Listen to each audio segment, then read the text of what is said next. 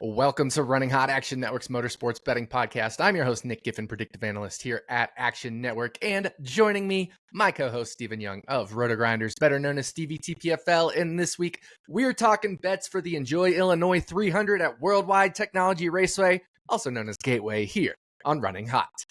Last weekend at Darlington, Chase Briscoe held off a hard-charging Tyler Reddick and Eric Jones to capture his second straight Southern 500 win.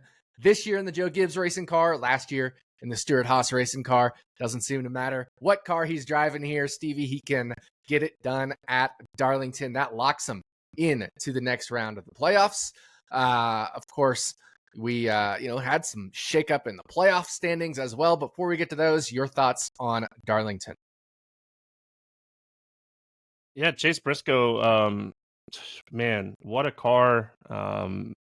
Like almost exactly what we saw from Chase Briscoe last year. Really strong car, but now track position. I mean, right? Like he was like running third, fourth, fifth all of last year's race, and this year he was able to kind of set the pace of the race. I mean, I think Tyler Reddick and Eric Jones were both better than him at the end of the race, but with the next gen car and how you kind of can aero block, I think it was going to be really hard for Reddick or Jones to pass him with like older tires. So, I mean, kudos to Eric Jones, just keeps doing his thing at Darlington. But yeah, I mean, Chase Briscoe, we knew coming into the year, like it was just a matter of time in this JGR equipment before like Chase Briscoe like started to hit his stride, and he just looks really good right now and locked into the next round. I think both of us had him advancing anyway. Yeah, Chase Briscoe, awesome win.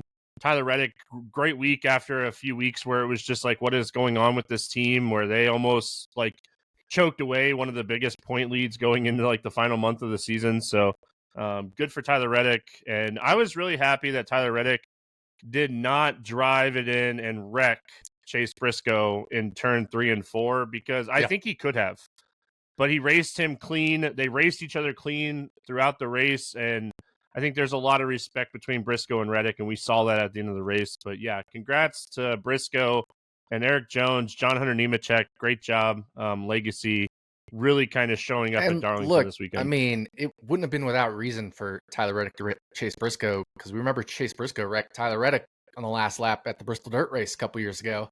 But now they're, Toyota pseudo teammates, if you will. They share information between 2311 Joe Gibbs. So I agree with you. Definitely not the time to get any potential payback, although that's long gone. That was several years ago. But those two were the only two playoff drivers to finish inside the top 5.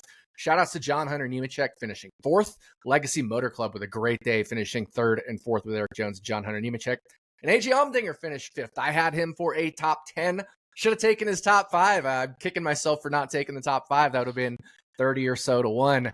But I got his top 10 at double-digit odds. I think I took it at 8-1, but there was double-digit odds out there as well, which opened up after practice and qualifying 8, and then another book opened at 10. So I got it at 8. I was like, well, I'm not going to bet it again at 10. But solid day there for AJ Allmendinger. Bubba Wallace, the first playoff driver outside the top 5. He finished 6th, had a really strong car all race, led a lot of the beginning, or I shouldn't say led, but charged towards the front at the beginning portion of the race. Looked like one of the strongest cars in the race, especially early on. Kind of lost some track position in the middle of the race, got it back there with a strong drive at the end. So, Stevie, these playoff standings, as we mentioned, Chase Briscoe locks his way in to the next round. Following him is Denny Hamlin, Kyle Larson, Tyler Reddick. Those are the top 4. Bubba Wallace 5th. And then rounding out the rest of the drivers on the good side is William Byron, Ryan Blaney, Ross Chastain, Austin Cindric, Christopher Bell, Chase Elliott, and SVG holds a 3-point lead to the good over Joey Logano, who's 3 points out. Austin Dillon is 8 points out. Another further 11 back, so 19 points out, is both Alex Bowman and Josh Berry, and Alex Bowman holding the tiebreaker over Josh Berry. Your thoughts on the playoff scenario, the situation right now? Yeah, it's really interesting when you're looking. I think anybody that wanted SVG, including myself, to advance out of this round needed a top 20, and I mean, didn't happen. So big like his point gap that he needed to kind of maintain over the next few weeks is gone. So really tough for SVG to advance now, I think, after finishing 32nd. Really bad week for Alex Bowman. They just seemed off, like green flag on. They just couldn't get it figured out. And like they had some good strategy to like get themselves in a position, and they just did not have speed once they got back in that spot. And I mean, we kind of saw the same thing with Ryan Blaney, where he kind of had some stuff happen, but he was able to bounce back and finish like 18th. And like Alex Bowman finished 31st. He wasn't able to bounce back. Christopher Bell had the issues. So I think Bell is still in a pretty good spot, but now his point cushion is gone. He's going to need a good week here. And we'll talk about him when we're giving out our picks. But yeah, I mean, looking at it, Joey doesn't shock me. If anything, Josh Berry shocks me a little bit. I thought Josh Berry would do really well. Obviously, not in his control, but I mean, that car bounced off the ground and he lost it, and his weekend was gone. Kudos to his team, though. You know, we don't talk about it enough, but kudos to his team. They fixed the car and they put on qualifying like packages on the car, and he just went out and tried to run a fastest lap and was able to get fastest lap of the race. And like, oh, that doesn't sound like a lot. Well, it does. I mean, now that 1 point could be a huge difference. We've seen it before. So I was really expecting a lot more from Josh Berry this weekend, but you know, lap one incident, you know, there's nothing you can really do to predict that. You know, Josh Berry becomes the second Ford driver all season to pick up a fastest lap. That could loom large as we make it through Gateway and Bristol. You mentioned, you know, Alex Bowman, rough race at Darlington for all of Hendrick Motorsports. They didn't place a car better than, what was it, Chase Elliott in 17th. It was Larson in 19th. Byron in 21st and Bowman in 31st. Also had some troubles on pit road there, hurting Alex Bowman. But a lot of playoff drivers ran into problems. Christopher Bell had contact on pit road. That really killed his day. He was a back half of the top 10 car up until that point. We saw Bubba Wallace have a little incident on pit road with Zane Smith, costing them both track position. But luckily, Bubba was able to bounce back. And you know, Ryan Blaney just wasn't as strong as we expected at Darlington either. So an interesting day, playoff drivers struggling. And I'm with you. I think it's going to be tough for Shane Van Gisbergen to make the next round. I do think Alex Bowman and Josh Berry still have potential. They're both really good at Bristol. Bowman has won the last 2 Bristol poles. He had an engine expire earlier this year in the first Bristol race after running really well and finished in the top 10 in both Bristol races last year. So I think Bowman still can make up ground. So for me, I'm still going to stick with SVG, Joey Logano, Austin Dillon not making it.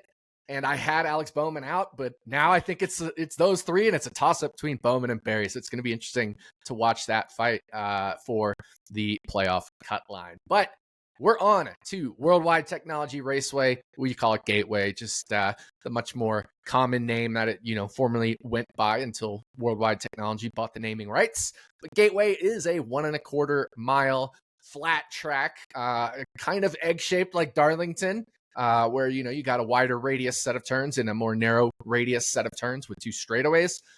So a little similarity just in terms of the size to Darlington and the shape, but not the banking. That's the big one. Definitely not the same banking, a flat track, and we'll be using the same tires as Iowa. Talk about racing at Gateway.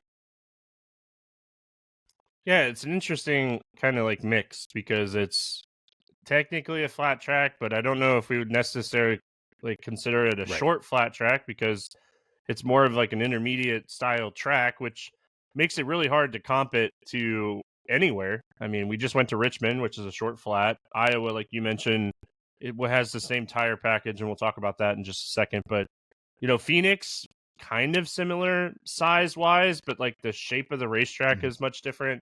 Nashville has a lot more tire wear. So, like, I don't feel like there is a perfect comp to Gateway, which makes Gateway kind of unique. And we've seen some really good racing at Gateway. I'm kind of happy they moved it to the playoffs. I think that it has a lot of potential as a playoff race. It's moved back 3 months than normal, like 2.5 months than normal. This is a race that's usually run in June. So St. Louis summers in June, much different than September in St. Louis. So I think that we might see a little bit more grip this weekend, just in general. So yeah, I mean, a lot of stuff to kind of put together when, building out what we want to do with, like you said, worldwide technology, but AKA Gateway, like we're Yeah, going I to call think it the the thing whole that show. worries me about more grip just means harder passing as well. So I think track position going to be Yeah. hugely important this weekend at Gateway, which means qualifying going to be very important. If we look, who qualified well at various tracks, William Byron won the pole at Phoenix. If we look at Iowa, it was Chase Briscoe winning the pole. So some of those guys could be starting, toward the front. Chase Briscoe also won the Nashville pole. So if you're looking for a driver to have success, it might be Chase Briscoe 2 in a row this weekend. So that's kind of one intangible: track position, qualifying, same tires as Iowa. Any other things we got here to handicap Gateway? Yeah, there was a test here. I think it was like a month ago, and it was Eric Jones, Brad Keselowski, Kyle Larson. And the first two don't matter as much to me. Eric Jones, Brad Keselowski. Keselowski, very good at short flats, flat tracks in general. So it won't shock me if he's good. And I think we kind of already started to see some like testing from RFK even at Darlington this past weekend. But the one that like really stands out to me is Kyle Larson. He had speed here last year, and then him and Kyle Busch got into each other. I think it was Kyle Busch pushing Larson down and kind of ended up messing both of them up. But after what we saw last weekend from Hendrick at Darlington, I think one of the intangibles we need to talk about is just like, where is Hendrick's speed that we are so used to seeing? Because now we're going on like multiple races where we're like, man, like Kyle Larson is one of, if not one of the best all time at Darlington, and he was awful this past weekend. So I think that's something that's interesting, is that he got to do the test here. So maybe we start to finally see Larson kind of come back, but man, he has been in a really rough patch right now. And I was like looking at the data and I was like, man, like it's getting to the point where like we should be worried a little bit about it. But him getting the test here a month ago with the tire combination, like you said, from Iowa is big because it is a different tire than we've seen here in the past 3 years. But I mean, the tire definitely matters, but I think the time of the year matters more. Like I said, I think that this race being in September, and I think you brought up a good point with qualifying and track position, and we've seen on these flat tracks that like typically if you get to go out late in qualifying, you're going to have an advantage. So I think advantage Chase Briscoe, advantage Denny Hamlin. So just kind of keep that in the back of your mind when you're thinking like the playoff drivers all get to qualify last. But like Josh Berry, who was out really late, like, or really early, those guys are going to be qualifying before your Denny Hamlins, your Tyler Reddicks, your Chase Briscoes. Absolutely. That's a great point. And you mentioned the test with Hendrick Motorsports' Kyle Larson testing at Gateway, and that could help boost not just Larson, but the whole team. And we saw Hendrick Motorsports run well at Iowa. William Byron led most laps, won the race in stage one. Larson and Elliott also joined Byron inside the the points for stage one finish. Bowman grabbed points in the stage two finish and actually had the second best Hendrick Motorsports finish of 7th in that race. So I think there is, hope for Hendrick Motorsports this weekend at Gateway, but I was very surprised. They just completely missed it as a team at Darlington, a track that's historically been pretty good for them, obviously for Larson, but William Byron has a win at Darlington. Chase Elliott has never really been dominant at Darlington, but he's always run close to the top 10, like we said, barely inside the top 10 a lot of the times. And Alex Bowman has had some solid Darlington results. So Hendrick Motorsports definitely needs a bounce back. So that'll be something to look into this weekend. So it's time to get into those bets. We're going to drive through the race stage by stage with a shorter odds pick in stage one, then a longer odds pick in stage two. Finally, we're going to race through stage three, end up in victory lane with our combined favorite bet. So it's time to throw the green flag for the Enjoy Illinois 300 and fire off for stage one. All right, Stevie, leading us off here. What do you got for stage one? Yeah, I'm going to go to a top 10 here with Bubba Wallace. It's at even money right now on the Hard Rock. I'm guessing that it's close to that on most books. I haven't. Yeah, I'll be honest. I haven't looked at a lot of money. books. Yeah, so here's the thing. Bubba gets to qualify fourth to last because of his performance at Darlington last weekend. So he's one of the last cars to go out. I don't think we're going to get better than this number on Bubba with him qualifying later. Should have a good starting position. He's really good at flat tracks. I mean, he won Indy. That's a flat track. You know, obviously not the same. But if we start like digging into some of his data on the shorter flat tracks, Richmond, Phoenix, Iowa, like he's been really good on these racetracks ever since he was in the Truck Series. So looking at this year, he's been good on these racetracks. So I think Bubba is just, I wouldn't necessarily say any bet's a safe bet, but I think Bubba is someone that has a ton of potential on these flat tracks. Gateway has been hit or miss for him, but with him being in the playoffs, with where the momentum of this team is at right now, they're really fast. They got something figured out with this car. They've been fast the last month and a half, and they were really good at Darlington last week, which is definitely not one of his better tracks. So I think Bubba getting to qualify late, just kind of taking advantage of the system here and getting this at the best possible number that we're going to get all weekend on a guy that I think runs top 10 most of the race is where I'm at here for stage one. Just looking around, you can get a plus 140 on Bubba Wallace at Bet365 if you have that sports book. So, look, I tweeted it out during the first portion of that Darlington race when Bubba was just driving to the front. You can make the case that he's a top 6 or 7 driver right now in the NASCAR Cup Series. At worst, maybe 8th or 9th, 10th, 11th, at the absolute worst. You could put him there, I think. But right now, the way he's been running the last month or two, last 2 months, let's say, I mean, you can make a case he's a top 6, 7 driver. And he's been showing it. Denny mentioned he's been outrunning his teammate Tyler Reddick, and he was for a lot of that race up until the track position deal. And then Reddick clearly had one of the strongest cars at the end. So, but when you're running up with Tyler Reddick, that means you're running as a top driver in the series, one of the top, like I said, 6 or 7 drivers in the series. So Bubba Wallace, not a bad bet at the short flat track. Stevie is going to take him even money. You can get a plus 140 out there at Bet365. For me, I'm not going to take a bet for the race, Stevie. I'm going to look at the bigger picture, this championship fight that we have going on. And I took this guy before the playoffs started, right after Daytona, but before the playoffs started, I took him 6-1 to win the title. Now he's 8-1 to win the title after a rough Darlington. But, Stevie, this is the race favorite for Gateway, Christopher Bell. He is literally, if you look at the sports books, the race favorite, sometimes tied with Ryan Blaney, but in other books, shorter than Ryan Blaney. So we're literally getting the driver that is, according to the sports books, most likely to win this race. We can get him 8-1 to win the title. If he wins this race, he's in the next round. So I'm not worried about his, bad Darlington being near the cut line. Yeah, if he has a bad Gateway, that's going to suck. But he's also really good at Bristol. A lot better at Bristol than SVG. A lot better than Bristol than Joey Logano. A lot better at Bristol than Austin Dillon, even though Dillon is pretty solid at Bristol. So I have a hard time seeing Christopher Bell get eliminated with 2 very strong tracks ahead for him, especially as the race favorite for Gateway. Then the next round, we go to New Hampshire, which is his best track, period.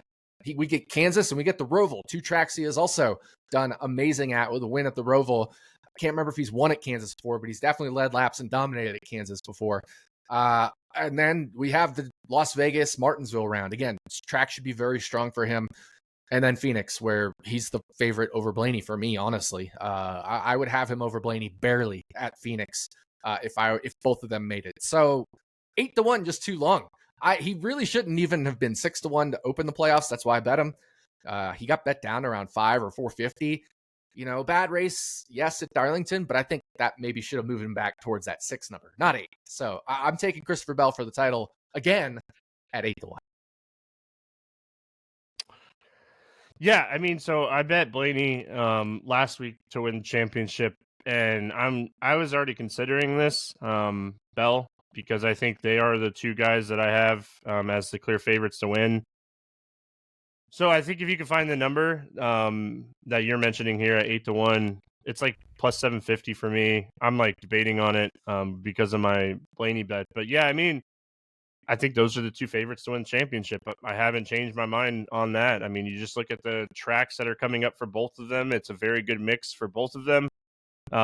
So yeah, I mean, I have no issues with this.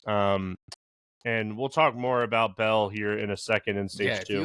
if you have DraftKings or FanDuel, right, like the two most common books, he's 8-1 at both of them for the championship. So Yep. make sure to shop it around. Right, he's plus 475 at BetMGM, so don't take that. But shop around. I've seen some 7.5s. I'm fine with that as well. But Christopher Bell to win the title, 8-1 is my stage one pick. I want to get that now before he potentially wins Gateway. So to recap stage one, Stevie has Bubba Wallace top 10, Christopher Bell to win the title at 8-1. So that'll do it for stage one. We're going to throw the green and white checkered, come and get some fuel, get some tires. Before we fire off for stage two, football season's here right now. I mean, literally, games are tomorrow as we record this on Wednesday. And we've got huge improvements and updates on the award-winning Action Network app, which we're very excited to roll out and discuss very shortly. But to get the most out of the app, you'll need to be an Action Pro subscriber. It's only with Action Pro you get real-time pick alerts from me and the entire Action Network team of experts. Plus, you can access pro projections powered by Sean Kerner and the rest of our predictive analytics team, which includes myself, plus a ton of other benefits. Right now, Running Hot listeners can save $20 off the annual price of Action Pro. Just go to actionnetwork.com/pro and use code POD20. That's actionnetwork.com/pro and use code POD20. That's POD20 to get $20 off the annual price of Action Pro. All right, stage two, Stevie. We just talked about him. What do you got? Yeah, I'm going to go to Bell to win this race. I mean, you kind of just talked about it, why you like him. He's plus 525. Him and Blaney are neck to neck. I'll be honest, I bet both of them to win this race because I think they're the two favorites. Bell wins this race last year if he doesn't blow up with 10 laps to go. You know, him and Blaney were battling it out at the end of the race, and Bell blew up, and Blaney drove by him, and then Blaney ran out of gas, and Austin Cindric won the race. So I think that if we look at Gateway, these have been two of the best cars, and I think they're going to qualify really well, even not getting to go out very late. They're still in that second group. They're going to look at the data from group one. They'll be able to make adjustments to the line that they want to run, and I really like Bell.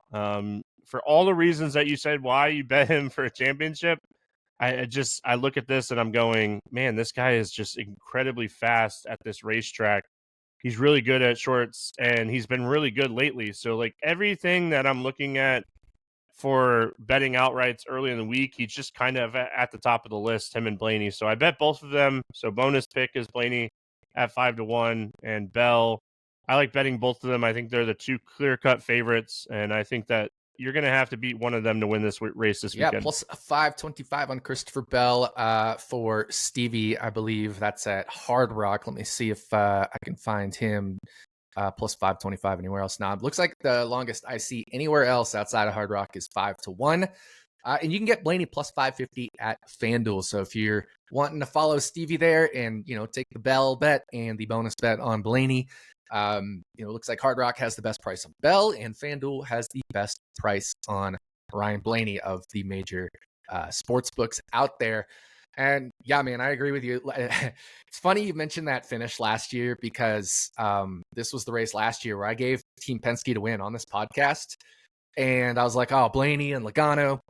And yeah, I mean, you can throw in Cindric. I have him at just about 1%, kind of a throw in there. Of course, Cindric is the one that ends up winning the race for Team Penske. So I was very happy that, you always want those extra pieces when you're betting a team bet, right? It's like, right now, if you're betting, I don't know, let's say RFK, sometimes Ryan Preece is the extra piece, but he still has a 1% chance of winning, right? You got to make sure you grab all the probability there. So just a little side story there. When Stevie brought up that finish, it made me think about that bet that I had last year on Team Penske to win.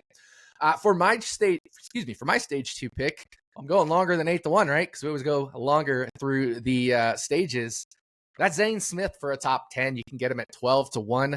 If you were following me in the Action app, you got the notification yesterday that I took Zane Smith at 16-1 at FanDuel. He has now shortened to 9-1 at FanDuel.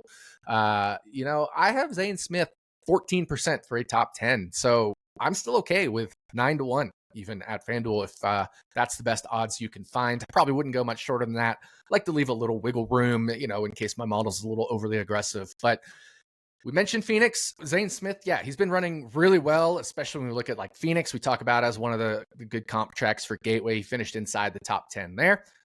We look at Iowa. Yeah, he had a bad result, but that was due to contact with Carson Hocevar.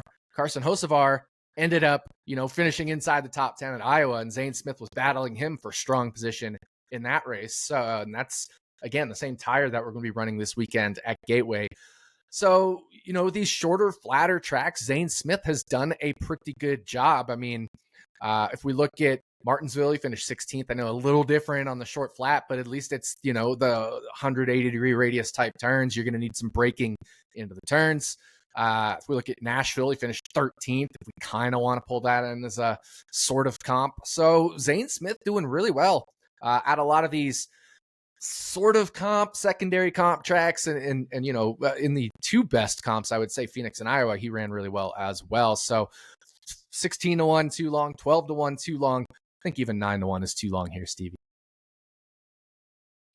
Yeah, I like Zane Smith just in general as a race car driver. I think he's very underrated. The one thing you got to remember too is Mike McDowell got the pole last year with Front Row at this race. So like the possibility of him qualifying better is definitely there. So I like how they call races. I think that they do a really good job with calling races for Zane Smith. So I think we say it all the time. It's like Ryan Brigenti, but I always forget how he pronounces his name, but he just calls really, really good races and puts them in really good positions. And we've seen this for years with Front Row Motorsport crew chiefs in general.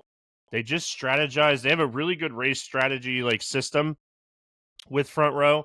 So I'm never against taking longer top 10 bets on guys from Front Row Motorsports in general. Yeah, and look, Front Row Motorsports last year, Michael McDowell, Todd Gilliland. McDowell gets the pole. Todd Gilliland finishes 16th, which isn't a top 10, but it's if things shake out a little differently with those cautions and things like that, Todd Gilliland, late restart, easily could have been inside the top 10 there. And I think Zane is running better than Todd Gilliland right now this year overall. And also at the shorter, flatter tracks, he's been running better. So I like Zane Smith to really push for a top 10 here. Is he favored to be a top 10 finish? Absolutely not. That's why he's only 14%. But at 9-1, you just need it to be 10% of the time to break even in the long run. So I love Zane Smith top 10 this weekend if you can get it 9-1 or longer. So that'll do it for stage 2. Stevie has Christopher Bell to win. Bonus bet on Ryan Blaney to win. I've got Zane Smith for a top 10 finish. So we're going to drive through stage 3 as well and end up in victory lane. And this is definitely my number one bet of this race. The odds are just too long here, Stevie. What do we have for our victory lane pick? I was absolutely shocked when I opened up my app and was starting to prep for this week's show and saw that Alex Bowman's top 10 was plus 240. It does not make okay. I get it. I get Hendrick. I get everybody's down on them after this past weekend. I understand all of that.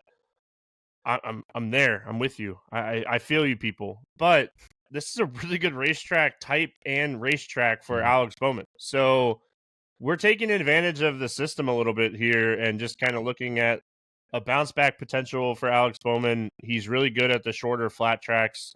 Just in general, he ranks really well speed-wise, finish-wise, all of that stuff. And then if you look at Gateway in particular, you take away last year's race and you look at the first 2 years here, he had really good, speed in general. We're not going to hold last year against him. But, yeah, I think that racetrack type, where he gets to qualify, we expect a bounce back from Hendrick after they were part of the test a month ago. With Larson, who better to get data for your team than Kyle Larson at a test? So, yeah, I mean, everything just kind of points to Alex Bowman performing a lot better than the top 10. So, yeah, I mean, this one, I'm with you. I was typing it on the sheet, and you had already, and that's when I messaged Nick, and I was like, "Oh, okay, well, this is an easy victory lane pick because we're both on it." So, yeah, Alex Bowman top 10, my favorite early week bet as well.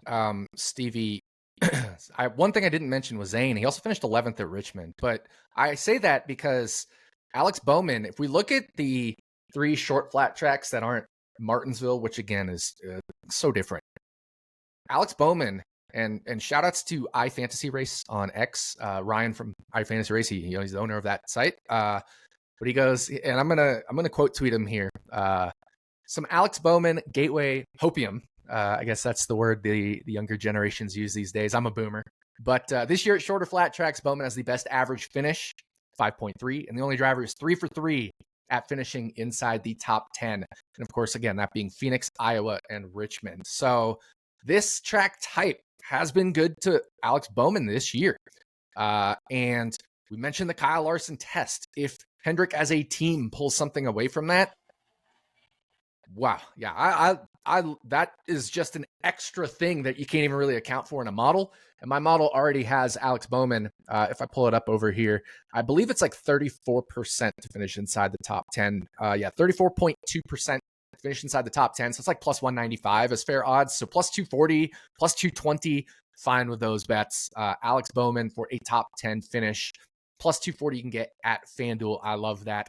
That is our victory lane pick for Gateway. So that is going to do it for us. Thank you for listening to the Enjoy Illinois 300 episode of Running Hot Action Network's Motorsports Betting Podcast. If you'd like to tail some of the bets we discussed today, look for the quick slip link in the podcast and video description. Go to actionnetwork.com/bet now. We'll be back next week to talk bets for the Bass Pro Shops night race at Bristol Motor Speedway, one of the coolest visual races of the year. On behalf of my co-host, Stephen Young, thanks again for listening. We'll see you back here next week on Running Hot from Action Network.